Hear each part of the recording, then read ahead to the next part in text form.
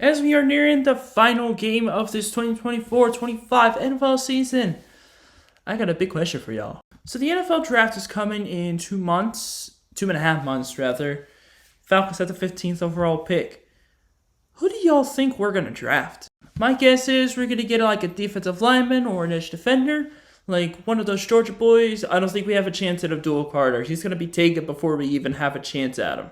There's also a guy named Nick Thornton. I can't remember what university he was from. It was like either Texas A&M or Texas Tech, one of those two.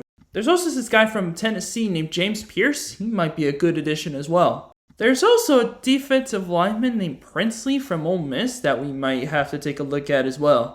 But let me go what you guys think we'll take. Will we take a defensive lineman, an edge defender, maybe even an offensive lineman just in case for depth, I suppose? But I really want a defensive player. We haven't drafted a defensive player since A.J. Terrell in the first round. I mean like a defensive player in the first round, not just a defensive player in general. The thing I am worried about is if he will pan out. The last defensive player we had actually did pan out. A.J. Terrell was actually one of the best corners in the league for a time. Obviously our defense is trash, so his ranking kind of dipped because of it. Not much you can really control when the defense completely tanks. But anyways, welcome back to Grizzly Talks Football. I'm the Grizz, and today we have NFL quarterback reviews for this season. Yep, and I'm only talking about regular season, not the playoffs. Once again, if you are new to this series, I will make sure to leave a link in the description with the whole playlist so that you guys can watch every single episode that you're all caught up. Don't miss it. Hit the red subscribe button as well. Hit the notification bell so you don't miss a single one of my videos. Let's just get straight into it. Without further ado, let's get to the quarterback reviews. Alright, so here it is. We got the tier list for the NFL quarterbacks from this season, 2024. Made it a little bigger so you can see me better. Hello. But anyways, we got 5 tiers here. We got the goated quarterbacks, the quarterbacks that dominate over all others, really. It's like there's like a handful of quarterbacks that are in this category. Then we got the above average, pretty much like top 15, top 10 QBs in the league. We got mid quarterbacks who are somewhere down the middle. We have quarterbacks that you want to bet on because, they're like a plugins and backups more than often than not. But you wouldn't really trust them as a starter. And then we get the quarterbacks who are complete ass. Got all that information? Let's get started. First up, we got Patrick Mahomes. Yes, he had 4,000 yards, 26 touchdowns, 11 picks. It's pretty awful for a starting quarterback, but when you include the playoffs, he is the best quarterback in the league, so gotta give him his flowers. That's why he's the GOAT! The GOAT! He is one of the best quarterbacks of our generation, and there is nothing that we can say about it. That guy's a dog, respectfully. I just hope to God that the Eagles can beat this guy so that we don't have to worry about an NFL 3P. Up next, we got Justin Herbert. Would you believe me if I said that Justin Herbert this season had 3,800 yards, 23 touchdowns, and 3 interceptions this season? No, I didn't think so. I will gladly put him in above average. He's not one of the greatest quarterbacks in this league, but he is pretty close. I know he had a really bad performance this year in the wildcard game against Houston, but other than that, he's been a very solid quarterback. He's also handing the ball off to J.K. Dobbins, Hassan Haskins, Gus Edwards every freaking play, so that's also another reason why he doesn't really get that many touchdown passes. Because they're always at the goal line, and from there, they just either score touchdowns with the running backs or kick field goals. You also got a guy named Dicker the Kicker kicking. That's also another reason. Anyways, next up we got Gardner Minshew. Ass. This guy was the starting quarterback, and he had more interceptions than touchdowns. Like, this guy's season was terrible. He was so much better in Indianapolis. It's not even funny. He was becoming worse than he was when in his years as a backup for the Eagles. It's really sad to see this guy's fall off. I really hope he finds a new team and gets a fresh start and plays pretty well. Maybe not at a Pro Bowl level, but more of like a very solid QB level. Up next, we got AOC, Aiden O'Connell. I guess I wouldn't bet on him. He's not complete ass, but he isn't like the greatest quarterback that you can trust. This guy also played 9 games. He had more touchdowns than interceptions on a team that was absolute dog shit on offense. Like, here's the problem with the Raiders. The rushing game was complete ass on those Raiders. So quarterbacks, they had to throw the ball almost all the time because the offense is so one-dimensional because they suck at running the ball. There's guys like Amir Abdullah and Cecile McCormick that have good games from time to time, but that's about it. Next we got Bo Nix. I'm not going to jump the gun right now and put him in above average. Actually, you know what? Let's put him in above average for now. At least this season, he was actually very, very solid. 29 touchdowns, 12 picks. Also with 3,700 passing yards. He also had a handful of rushing touchdowns. This guy has been a good QB. You won't believe how much shit I got for saying that this guy was going to be good. And it turns out I was right. Like I said before, I was a believer from the beginning. I knew the Bo Nix was going to change the trajectory of the Broncos, and they turned into a playoff team because of him. Now get a wide receiver too that can be on the opposite side of Cortland Sutton, and I will help him a lot more. And get a running core that can actually run the ball efficiently. Up next we got Aaron Rodgers. I'm going to say it right now. He's a LeBron knockoff. What I mean by that is he turns into a GM and just starts firing everybody. Like, come on, man. How are you going to fire everybody when Robert Saleh ended up being your best coach? Like, are you for real? To his credit, he had a horrible offensive line, and he actually didn't do horribly. Almost 4,000 yards, 28 touchdowns, 11 interceptions. Like, he wasn't the worst quarterback that season, but the rest of the team was just god-awful. Actually, no. His quarterback play, like, he just plays it safe a little bit too much. He doesn't go for broke, and when he does, it's a little bit disastrous. Defense took a major step down without Robert Saleh. Breece Hall, I don't know what happened to him this season, but he turned into a little bit forgettable. It's just the Jets are just going to be the Jets sometimes, man. That's what it does to quarterbacks, especially Aaron. Next up, we got Tua Tagovailoa. I would say he's more mid. Like, his injuries are a main concern, but he is the best quarterback for Miami right now, so I can't be too mad at it. The only reason why Miami was 8-9 is because this guy gets so many concussions that kind of rot most of his brain. But he is the best quarterback out there because Skylar Thompson and Tyler Huntley can't do shit. Tyler Huntley may have just won 1 game for Miami. Tua won the other 7. In the time he was healthy, he had 2,500 yards, 16 touchdowns, and 5 interceptions. So his efficiency was actually pretty much there. He actually won 6 games. I am mistaken. I think Tyler Huntley won 2 games. But it still wasn't enough to get them to the playoffs. If Tua could just stop getting himself injured, I think he would turn into an above-average quarterback, but fortunately we have to live in reality that Tua has 4 concussions in the past 3 years. His injury bug is really starting to get worse, and it's is Tua ever going to reach his prime? Next we got Jacoby Brissett. I want to bet on him to be a big-time quarterback. Nothing against him, he's just built to be efficient in that New England roster since it sucks. I can't hate on Jacoby Brissett like that because he's actually an okay quarterback. He's just in a really bad team. And he's like a bridge guy. He's someone you would plug in to at least mentor the rookie quarterbacks, the young ones. Maybe get their confidence up. Try to lead them to success. That's just what Jacoby Brissett's career has turned into now that he's gotten older. Which brings me to Drake May. I will say he has looked good in some games. He hasn't looked terrible. He's not the worst quarterback. Right now, I'm going to put him at mid-tier right now. I don't know enough about Drake May's game right now to really judge him, but from what I've seen so far out of him, he's actually not terrible. 15 touchdowns to 10 picks, 2,200 yards. It's not horrible, but it's also not the best. I'm really excited to see what he can do in his second season, because if New England can get a much better roster than they had this year, I think they could do some nice things. They could do some crazy stuff. Which brings me up to Josh Allen. That's why he's the GOAT! The GOAT!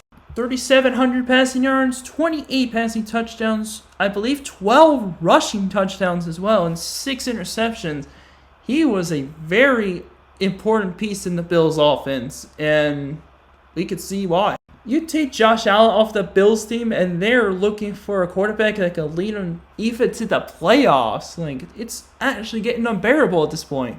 Sure, he still can't beat Patrick Mahomes because Mahomes is his father, but he's still like second or third best QB in the league, maybe even fourth. 2, 3, and 4 could be interchangeable, to be fair. But this guy leading the offense is quite impressive, to be fair. And now it brings me to Baker Mayfield. That's why he's the GOAT! The GOAT! Disregard the amount of turnovers he had 41 touchdowns, 4,500 yards this season. And some of it was without Chris Godwin. Like, this guy is a baller.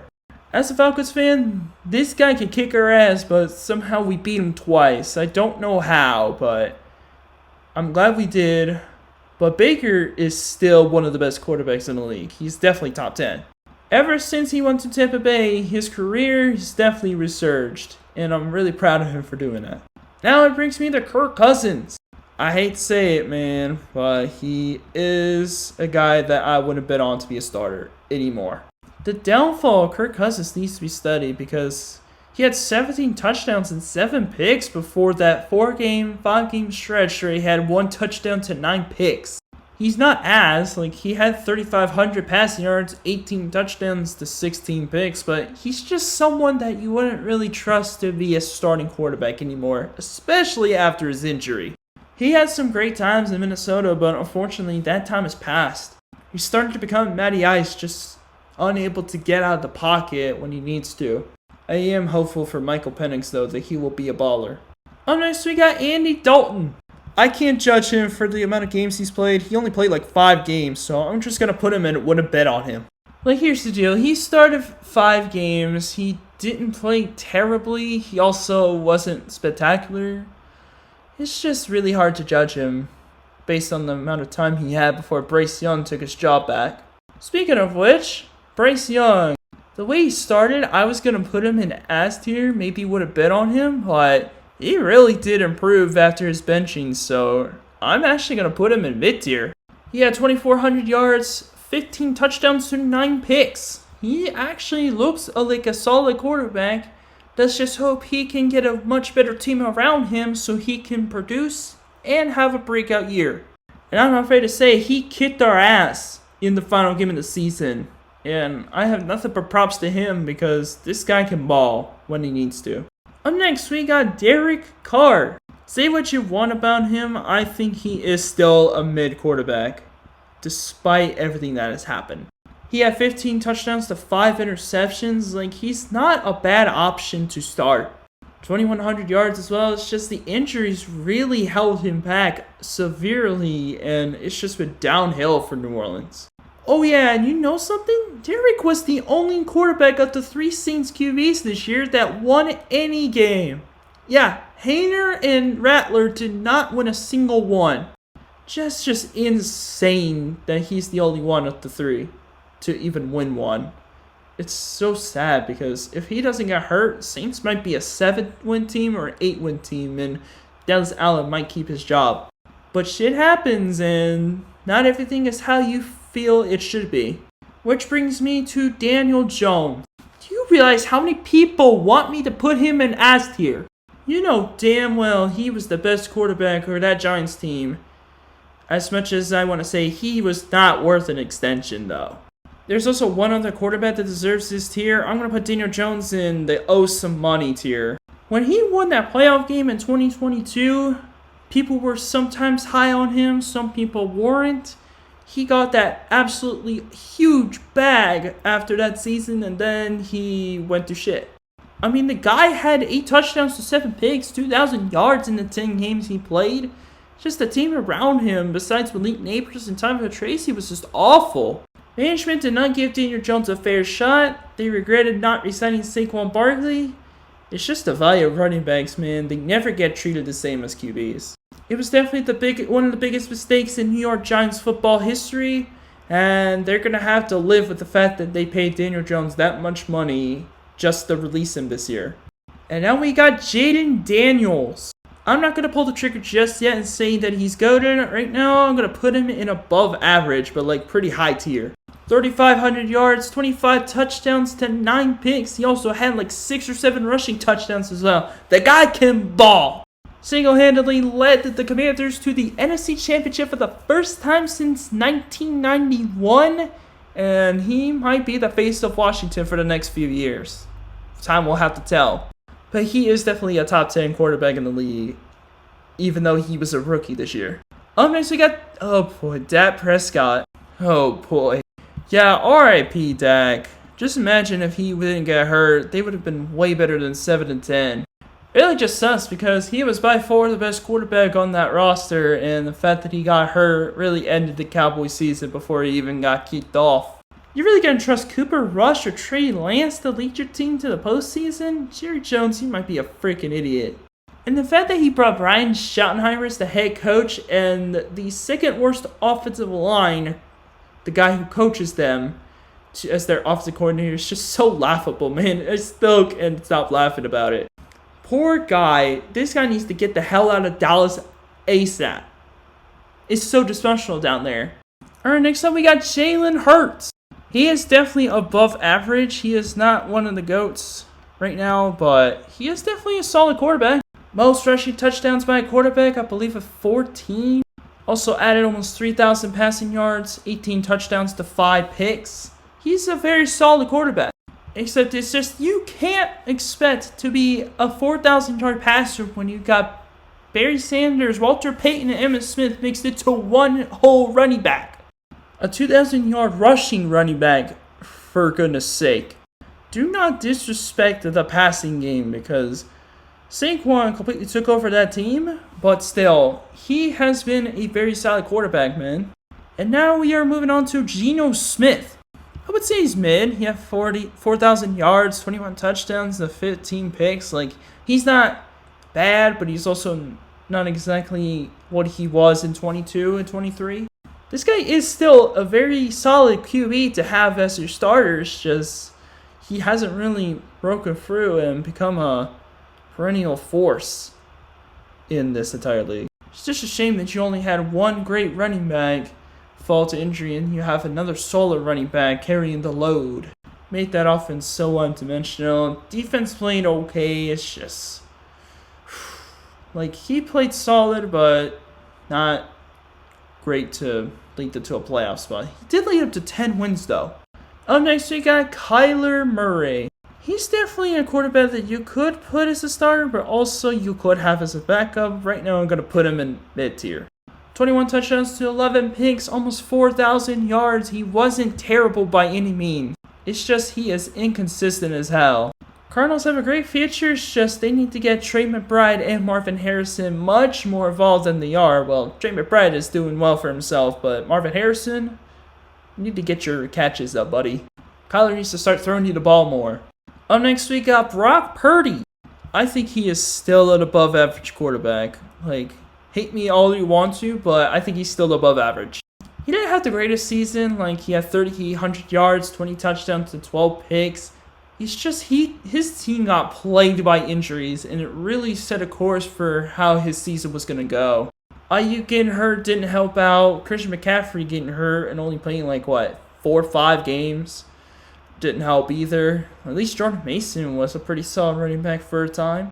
Just the unfortunate injuries to some key offensive players really hurt Brock Purdy's development this season. And a big contract extension could be on the horizon if he does play well next year. So let's hope he does well when all his weapons are healthy. And next up we got Matt Stafford.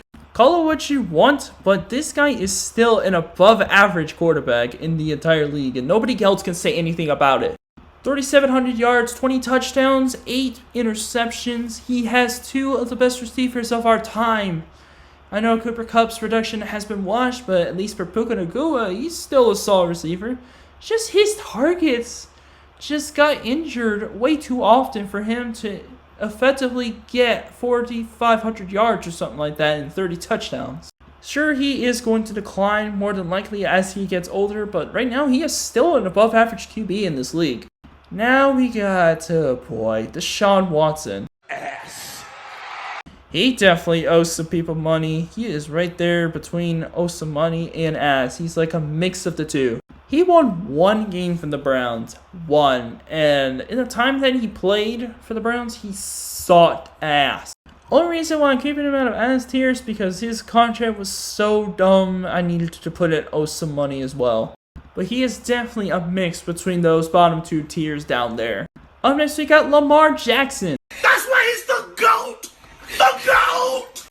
This guy could even be MVP even with the loss to Josh Allen and the Bills. This guy had about 5,000 total yards and almost 50 total touchdowns this season. This includes the best quarterback passer rating in the entire league, 41 passing touchdowns to 4 interceptions. Especially when you have a guy named Derrick Henry almost getting 2,000 yards as well. That is how you know this guy can seriously win MVP off of that. Let me tell you, if Lamar didn't have Derrick Henry in the backfield, he would 100% have like 5,000 passing yards and maybe even 800 rushing yards and 50 touchdowns. But it is a team sport. Derrick Henry's there, and he is a demon running back. Lamar Jackson is still one of the best quarterbacks in the league. Speaking of GOAT quarterbacks, now we got Joe Burrow. That's why he's the GOAT! The GOAT! If only he had a defense full of confidence instead of incompetence, he would have been MVP yesterday. But unfortunately, we live in a reality where the Bengals offense is completely elite, and the defense completely sucked. They were complete dog shit. Led the league in passing yards, led the league in touchdowns. He had 4,900 yards, almost 5,000 passing yards, and 43 touchdowns to 9 picks. He was definitely the best quarterback out of this bunch. It's just a shame that his team didn't make the playoffs because his defense looked like a bunch of idiots on the field that didn't know how to play ball. Up next, we got Justin Fields. The guy got screwed by Tomlin. Oh, by the way, this thing forgot Russell Wilson. I would have put him at mid-tier.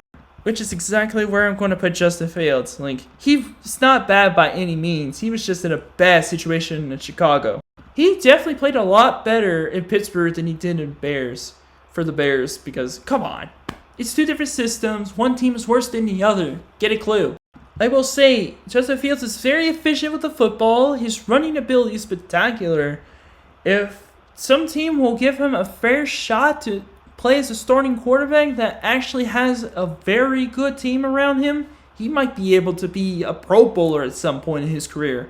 It's just a shame that Russ Wilson had to take over while Justin Fields was hot to start the year. Up next, we got Jared Goff. Should I pull the trigger? Oh, fuck it, why not? That's why he's the GOAT! The GOAT! 4,600 yards, 37 touchdowns to 12 interceptions. He had like a 73% completion ratio. Like, this guy was efficient as hell. He was definitely a Pro Bowl level quarterback. He was definitely one of the top 10 quarterbacks this year, especially in an offense loaded with talent. It was just a team-based game. Jared Goff didn't really wow you statistically, but he got it done. He got them to a 52-2 record, which is quite impressive. You have to admit. Up next, we got Caleb Williams. Let me be honest with you, Caleb Williams was not even that bad. He had 20 touchdowns, 6 interceptions, 3,500 yards. I will pull the trigger right now, saying he is above average. Right now, he is in mid-tier. The only thing that guy has holding him back is the amount of times he's getting sacked. He got sacked 68 times this season, most in the NFL this year. If he can get a very solid offensive line next year, he should be a 30 touchdown QB at least this year. Maybe even 4,000 yards as well. He definitely has a Pro Bowl waiting for him. He just needs to get a much better offensive line, and his receivers need to get better, especially Robo Dunze. Up next, we got Jordan Love. Above average. There's really nothing else you can really say about this guy. This guy is pretty freaking good. 3,400 yards, 25 touchdowns, 11 picks. This team for the Packers would have had a much better record if he didn't get hurt for a couple games, which sucked for them. They did play third wheel to Detroit, Minnesota, but who the fuck cares? This guy was still a very solid quarterback in this league. Nothing else people could say about it. Up next, we got Sam Darnold. I still think he is above average even after his final 2 games with the Vikings. He might be on his way to another team next year, which sucks. He had a career high in QBR. He had a career high completion percentage, career high in passing yards, career high in touchdowns. This guy's career has finally been saved by guess who? The QB whisperer Kevin O'Connell. Nobody would have thought this guy would have turned into a Pro Bowler, yet here we are, living in reality with Sam Darnold throwing for 4,300 yards and 35 touchdowns, 12 picks. My message to the Vikings is at least keep it for like another season. This guy has been pretty solid, man. Up next, we got Trevor Lawrence. Oh dear. I would say Trevor Lawrence is bad. He's not bad. He's not great. It's just the fact that he is being on a team that keeps on losing really is hurting his confidence even more. And the fact that he got injured really sucks because I feel like if he would have stayed healthy, they would have at least been a competitive team. But fortunately, stuff happens. Up next, we got CJ Stroud. Above average. Like, he's not elite just yet. If he would have had a spectacular season up to his rookie year, I would have put him in GOATed, but fortunately right now he is above average. 20 touchdowns to 12 picks, 3,700 yards. He is not a bad quarterback. It's just he had a regression from his rookie season. He got a little bit over his head, and he also got a cancer at receiver on his team as well. At least he makes Nico Collins and Tate Dell look good, so that's a good thing. And John Mechie as well. Up next, we got Anthony Richardson. Ass. I hate to say it, but this guy is dookie. He is buns. 48% completions, 8 touchdowns to 12 picks, only 1,800 yards. This guy sucked ass. It really just sucks because this guy had a promising future ahead of him. He just turned out to be inaccurate as hell. Up next, we got his backup, Joe Flacco. He's not ideal. I wouldn't really bet him to be a starting quarterback. I mean, come on. The guy is 46 years old. He had some good games, but then he also had some pretty shitty ones. Like, he's just somewhere down the middle, but considering his age, that's why he gets moved down to I wouldn't really bet on this guy. And finally, we got Will Levis. Look, man, I would put this guy in ass, but he did have some solid games there and then. So right now, I'm going to play I wouldn't bet on this guy. He's not completely ass, it's just he needs to get his confidence back quick, because otherwise he's going to go into ass tier next year. There are only like a few of them worse than him. It's just, he's just not getting a fair shot right now, and unfortunately for him, the Titans had the #1 pick, which is going to screw him even more. Is this going to be a move where Will Levis is going to go to the Giants or the Browns? More than likely. And these are your quarterback tier lists, your quarterback seasonal reviews. And yeah, let me know if this is a good or bad list. And that's going to do it for this episode of Grizzly Talks Football. If you enjoyed this episode, make sure you give this video a big fat thumbs up. Be sure you hit the red subscribe button down there. Hit the notification bell so you don't miss a single one of my videos. This is the Grizzly, and that's all from me. Until next time, I'll see you guys later. Peace.